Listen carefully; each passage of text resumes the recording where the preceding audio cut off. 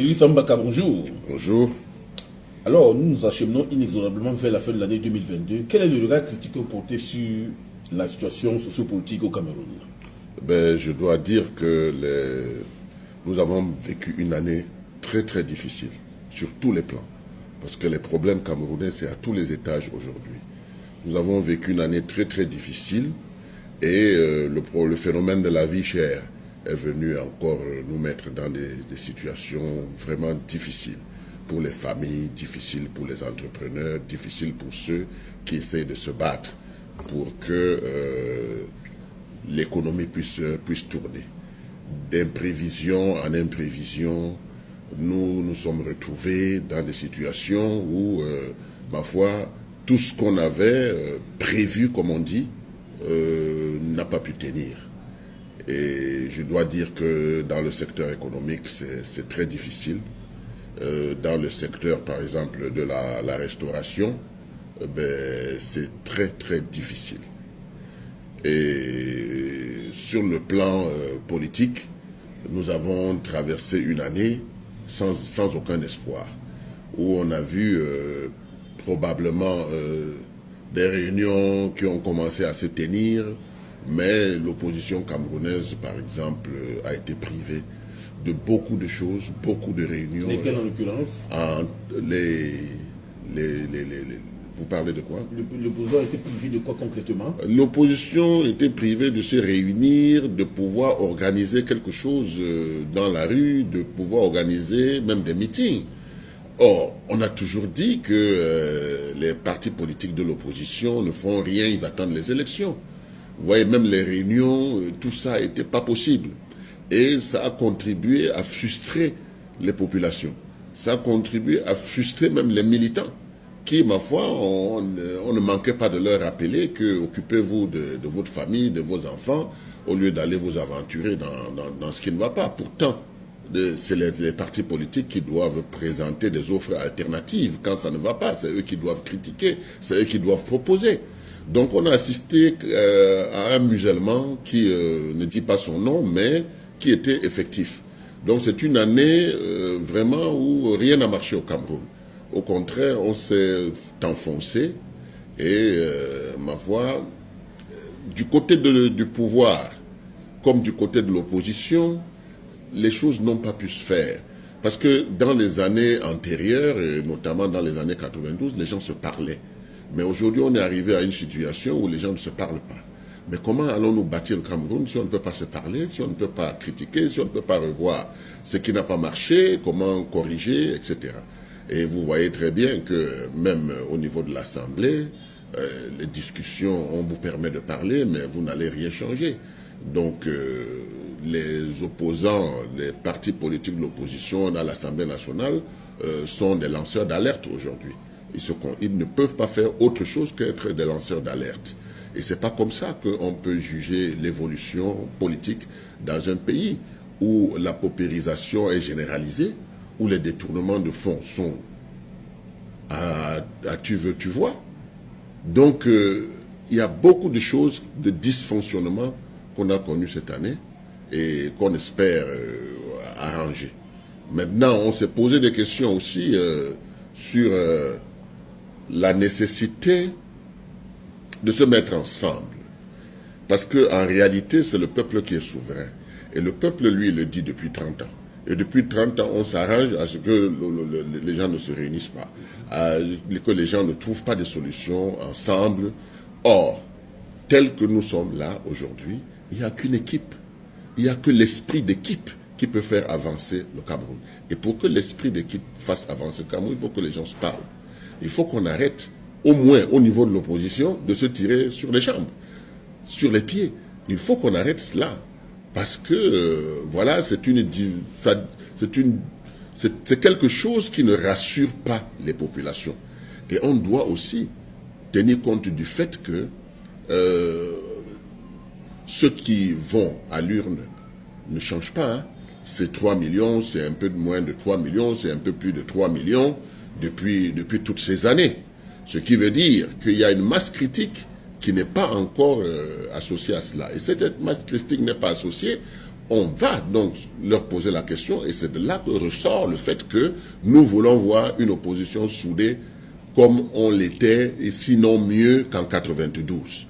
Avec les associations, avec les syndicats, avec les personnalités indépendantes, parce que c'est encore devenu plus difficile de traverser, n'est-ce pas, face au RDPC.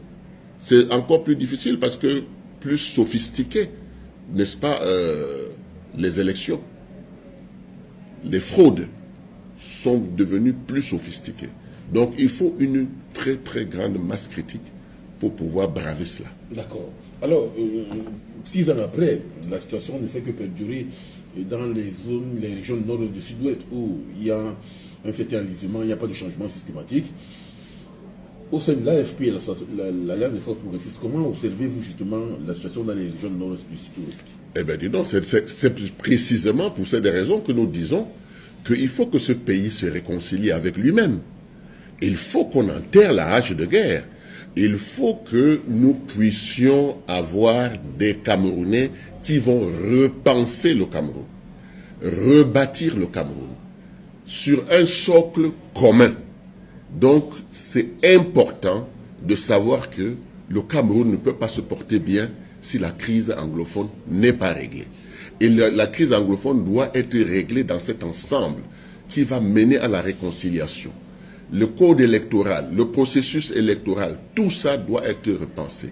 Notre administration n'est pas une administration de développement. C'est une administration de répression calquée sur l'héritage colonial. Nous avons des gens suffisamment intelligents pour repenser notre administration pour qu'elle devienne une administration de développement. Quand vous voyez aujourd'hui un sous-préfet qu'on va nommer à la tête d'une entreprise, il n'a pas qualité. Il n'a pas qualité. Et c'est pour cette raison que nous avons plein d'entreprises qui ne fonctionnent pas. Quand vous prenez l'exemple de la SNI, les gens qui étaient à la SNI, c'est des gens qui faisaient le tour du monde, qui apprenaient, n'est-ce pas, aux États-Unis, au Japon, partout, pour venir implémenter ici au Cameroun. Ce n'est plus le cas. Maintenant, ce sont les fonctionnaires, parce qu'ils sont sortis de l'ENAM, qu'on distribue partout. Et c'est vrai que pour entrer à l'ENAM, il faut être intelligent, mais l'ENAM n'apprend pas le développement. L'ENAM apprend, n'est-ce pas, la répression, apprend, n'est-ce pas, à gagner de l'argent sur les impôts des Camerounais, tout simplement. Et c'est l'une des raisons pour lesquelles, quand on augmente les impôts au Cameroun, on ne tient pas compte du fait de la situation du climat économique. On se dit, l'État n'a plus d'argent, il faut de l'argent, et on se met à prélever. Donc vous voyez que ça ne peut pas faire développer un pays parce que beaucoup de gens vont abandonner, ne pouvant plus tenir face à la montée, non seulement des prix, mais des impôts et autres. Donc il faut comprendre qu'on doit mettre un temps d'arrêt et se dire, 60 ans après les indépendances, qu'est-ce que nous projetons pour l'avenir de ce Cameroun? Quelle est notre histoire? Est-ce que nous l'avons écrite? Pourquoi est-ce que nous avons tel ou tel problème? C'est parce que les Camerounais ne sont pas mis autour d'une table. Est-ce que le Cameroun a commencé avec les Anglais et les Français? Le Cameroun était portugais, le Cameroun était allemand. Mais d'où vient-il donc que le Cameroun doit se diviser? Il faut se poser les questions, les bonnes questions. Et il faut se dire, maintenant, pour que nous puissions regagner notre place dans le concert des nations, qu'est-ce qu'il faut penser par nous-mêmes? Et les Camerounais ont suffisamment d'expertise. Il y a les anthropologues, il y a les sociologues, il y a tout ce monde-là qu'on doit mettre à contribution. Le Cameroun ne peut plus continuer à fonctionner sur la directive du parti unique. Parce que j'appelle parti unique parce que depuis les indépendances, on n'a pas changé. Donc nous pouvons considérer que nous sommes dans un modèle de parti unique. Maintenant, il faut qu'il y ait un consensus national. Ce consensus national doit être bâti par tous les Camerounais. Nous sommes arrivés quand même à un carrefour où on s'enfonce et il faut revenir en arrière. Il faut revenir en arrière pour prendre le bon chemin. C'est ce que l'AFP dit. Et l'AFP pense que ce n'est pas une affaire de parti politique, d'un parti politique. C'est une affaire d'équipe.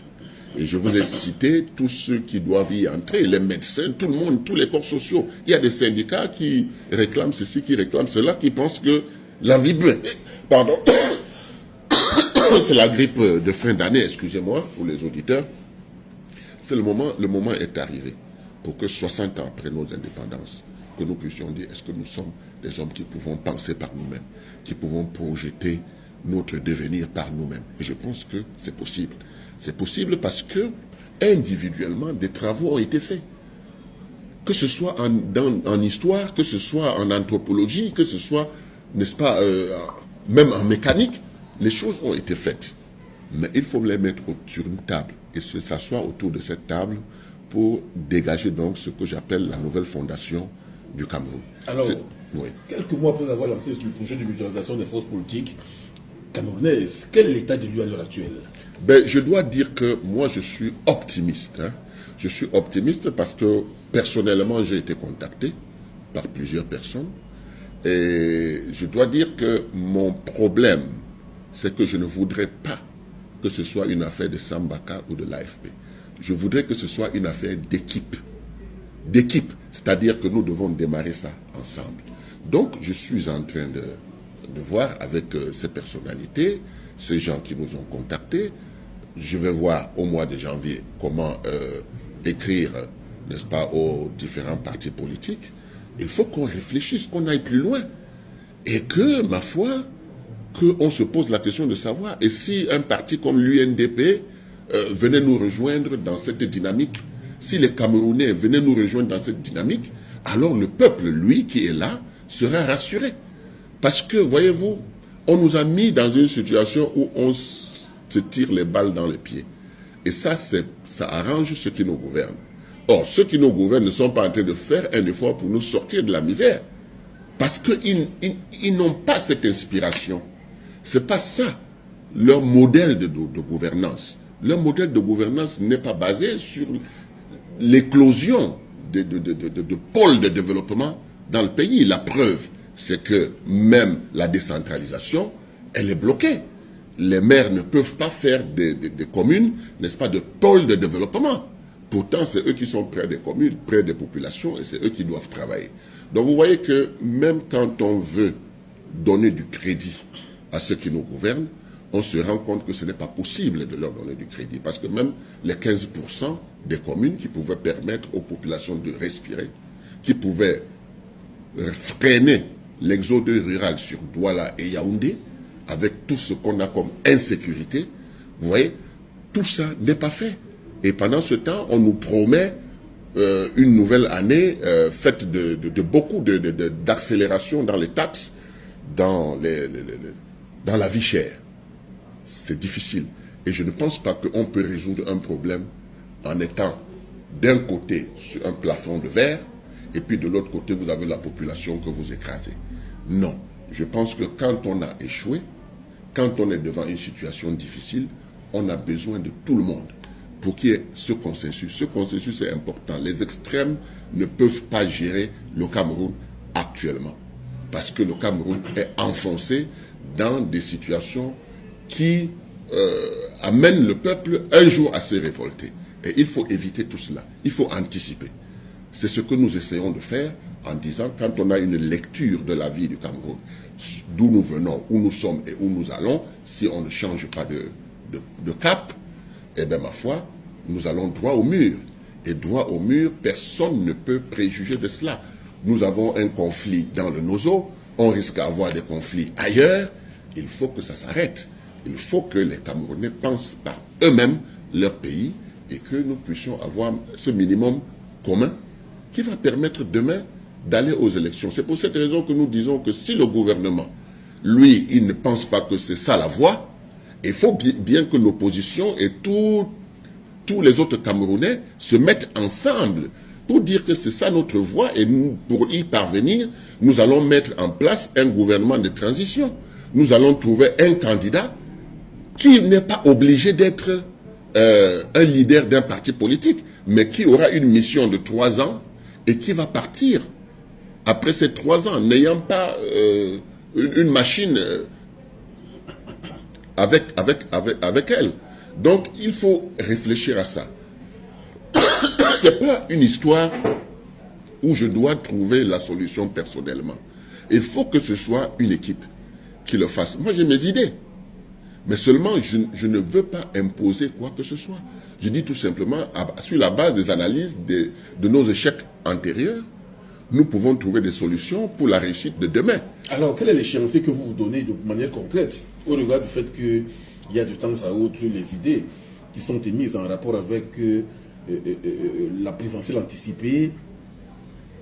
Voilà. Justement s'agissant de la présidentielle anticipée, ce n'est pas quelque chose qui doit nous faire peur. Vous savez, parce que, ayant contacté un certain nombre de personnes, je me suis rendu compte que le Cameroun a une alternative crédible, faite par des spécialistes. Et je les encourage tous les jours à continuer à travailler, parce que même si on ne prend pas en compte aujourd'hui leurs travaux, demain, leurs travaux seront pris en compte pour l'avenir du Cameroun. Donc, personne ne doit baisser le bras. Les gens doivent travailler secteur par secteur. Vous savez, notre école n'est pas une école camerounaise. Elle n'est pas une école pour développer le Cameroun. Elle est une école pour mettre sur le marché des chômeurs. Donc, les enseignants réfléchissent à tout ça. Les économistes réfléchissent à tout ça. Les historiens réfléchissent à tout ça. Mais, malheureusement, ils n'ont pas, n'est-ce pas, la possibilité de mettre ça en mouvement. C'est pour ça que j'ai dit, il suffit que la volonté, qu'on soit d'accord sur bâtir sur un minimum commun, un programme minimum commun, alors toutes ces personnes qui ont travaillé auront à mettre sur la table des documents sur lesquels on peut travailler. Parce que le travail a déjà été fait, mais le travail est actuellement entre les mains des personnes, n'est-ce pas? Il faut qu'on arrive à se mettre ensemble. Et il faut qu'on intègre que si nous voulons réussir au Cameroun tel que nous sommes aujourd'hui, il faut une réconciliation nationale. Parce que si on part sur les rancœurs, on ne s'en sortira pas. On ne s'en sortira pas. Donc le Cameroun est suffisamment riche, malgré le pillage qu'on a vu, pour que nous puissions repartir sur des bases saines et être ce pays envié dans le monde entier. C'est ça que je voudrais faire passer comme message et dire que si nos populations ne se transforment pas en peuple, en citoyens, ce sera difficile. Mais pour qu'ils le fassent, il faut que nous, les politiques, nous montrions notre générosité. Notre générosité à oublier ce qui nous divise pour se mettre ensemble pour ce qui peut nous unir et réconforter nos populations. Ainsi, nos populations demain vont être debout, vont manifester leur souveraineté et pourront adhérer donc à un programme transitoire de 3 ans, peut-être de 4 ans. Ça dépend de ce qu'on va évaluer. Je ne veux pas donner les indications, mais je dis qu'on peut trouver des solutions. Même en 6 mois, on peut trouver des solutions. Même en 3 mois, on peut trouver des solutions. Il suffit qu'on ait la volonté, n'est-ce pas, de faire changer les choses au Cameroun. Au-delà des contacts que vous avez eu de part et d'autre, est-ce qu'il y a au moins quelques initiatives en termes de réunions qui devront être faites dès 2023, de manière qu'il y ait une certaine accélération de ce Oui, c'est pour cette raison que je vous ai dit que la première chose que je veux faire, c'est écrire aux différents partis politiques. Écrire aux différents partis politiques, on aura probablement une réponse et on va se mettre au travail, le cœur à l'ouvrage, avec des personnalités, avec des associations, avec des syndicats, n'est-ce pas? Parce qu'il faut apporter un éclairage. Évidemment, il y a secteur par secteur. Nous avons l'éducation, nous avons la santé, nous avons tous ces secteurs-là qu'il faut revisiter et voir qu'est-ce qu'il y a lieu de faire pour qu'on s'en sorte. Ça, je pense que c'est la voie.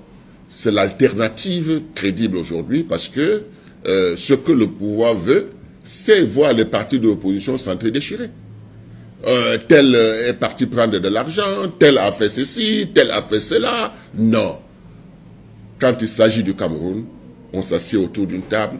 Ceux qui ne sont pas pour le Cameroun sortiront de cette table d'eux-mêmes. Et je pense, excusez-moi, c'est la grippe, hein. Nous avons par le passé eu certaines expériences.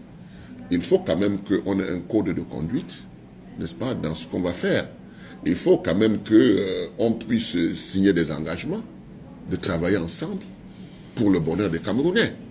Et quand on va se mettre dedans, moi je ne reproche rien à personne et je ne suis pas dans la logique, n'est-ce pas, de séparer les gens. Je pense que nous tous, on a besoin d'avoir des règles saines et de ne pas avoir un Cameroun où, ma foi, on tripatouille. Ça ne sert à rien de tripatouiller au Cameroun. Le Cameroun est un pays riche. Le Cameroun peut se relever à tout moment et très rapidement, à condition que les gens se mettent ensemble en équipe et apprennent à travailler en équipe. Vous avez constaté vous-même que individuellement, les Camerounais sont très forts, mais ils échouent quand c'est collectivement. Il faut donc savoir que c'est une faiblesse et qu'il faut casser cette faiblesse pour travailler de manière collective. Si le parti au pouvoir se rend compte qu'il peut être partie prenante de l'affaire, il n'y a pas de problème. Mais comme ils ont pris l'habitude de penser que tout leur appartient, eh bien, ma foi, les autres Camerounais doivent se dire que 60 ans après les indépendances, il faut que quelque chose évolue au Cameroun.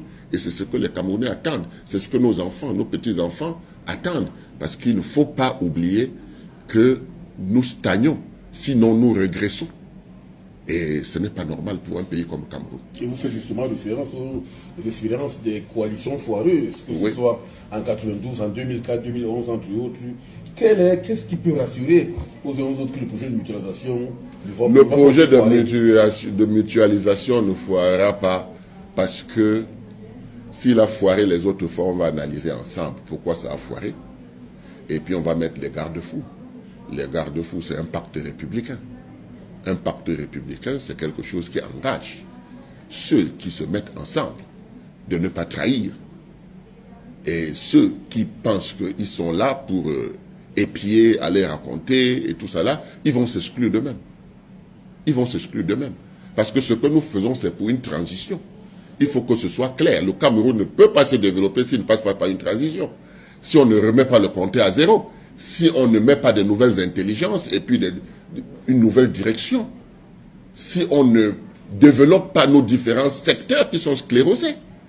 Et vous savez très bien que nous n'aurions pas de problèmes de vie chère aujourd'hui si, paix à son âme, le feu Bernard Djonga, on avait appliqué sa politique. Il faut donc qu'on soit moins jaloux, qu'on contrôle nos égos et que ce qui est bien, qu'on puisse l'apprécier. Parce que si vous regardez le Cameroun de demain, il suffit de déterrer ce que Bernard Djonga a laissé pour que le problème de l'agriculture au Cameroun se relève. Ben voilà, vous voyez. Donc il est peut-être parti, mais ses œuvres vont rester. Parce que s'il y a la volonté de se mettre ensemble, on ne va pas discuter là-dessus. On va dire, voilà un monsieur qui a travaillé, les faits sont là aujourd'hui pour nous prouver que si on avait appliqué ce qu'il avait dit, on n'en serait pas là. Donc voilà déjà quelque chose de gagné. Les historiens, ils ont déjà écrit, quand vous traversez le pont de Vouri et que vous allez sur Bonabéry, arrêtez vos Afrique à venir, entrez et vous allez découvrir ce qu'il y a là-dedans. Toute l'histoire du Cameroun est là-dedans. Toute l'histoire du Cameroun est là-dedans. Ce qui veut dire que ce qu'il faut enseigner aux enfants depuis la maternelle, on va trier tout simplement. Ça va faciliter le travail parce que les Camerounais ont travaillé individuellement. Ça, je le sais aujourd'hui, depuis que j'ai commencé à parler de cette affaire, je me rends compte qu'il y a des solutions de manière individuelle, mais qu'il faut mettre sur la table. Les partis politiques n'ont pas la science infuse, on a besoin de spécialistes. Et les spécialistes ne peuvent pas être dans un seul parti politique. Et les spécialistes, parfois, ne veulent même pas entendre parler d'un parti politique. Ils font leurs travaux, mais leurs travaux doivent servir. Mais si ces travaux ne servent pas à ceux qui nous gouvernent, ça va servir à l'opposition. Donc, moi, je pense qu'il faut être optimiste. Le temps n'est pas un problème si nous comprenions vite, c'est-à-dire au mois de janvier, l'importance de se mettre ensemble. Alors, Cyril Samba, quand vous avez parlé tout à l'heure de la transition politique, quelle est la modalité adéquate de la transition qui devrait être opérationnalisée au Cameroun? Il y a certains qui pensent qu'il faut davantage parler de la transition politique non violente, d'autre part de la succession présidentielle de père en fils, avec la référence qui est faite notamment à Front Biya, selon certains grilles de lecture. D'autres encore parlent de la transition systémique à l'intérieur et à la tête de la structure. Oui, moi je pense que ça c'est aller chercher trop loin. Il faut aller simplement pour que nos populations puissent comprendre. Nous avons connu les indépendances et le multipartisme dans les années 90-91. Les choses ont failli marcher en 92, il y a eu un couac. On analyse ce couac. En 2004, il y a eu un couac. On analyse ce couac. Et on met en route n'est-ce pas, ce que nous appelons la nouvelle transition. La nouvelle transition, c'est d'abord le programme minimum commun, parce qu'on ne va pas dans une transition si on n'a pas un programme. Ce programme minimum commun fait appel à tous les Camerounais dans le secteur différent.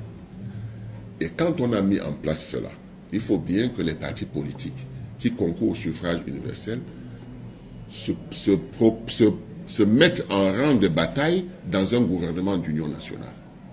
Vous comprenez? Maintenant, si nous avons en face de nous le RDPC, qui va challenger? Quels sont les antécédents? Pourquoi en 92 ça n'a pas marché? Pourquoi en 2004 ça n'a pas marché? On corrige ça tout de suite. S'il faut, dans notre groupe, des personnalités, n'est-ce pas, qui peuvent connaître une transition de 3 ans et ne se représentent plus, qui n'ont pas une machine et qui ne peuvent donc pas gouverner en tant que dans le gouvernement. À ce moment-là, on essaye de bâtir tout ça ensemble. Parce que le dire comme ça, c'est un peu comme si j'étais dans un dictat. Or, moi, toutes mes approches, j'écarte le dictat. Il faut qu'on trouve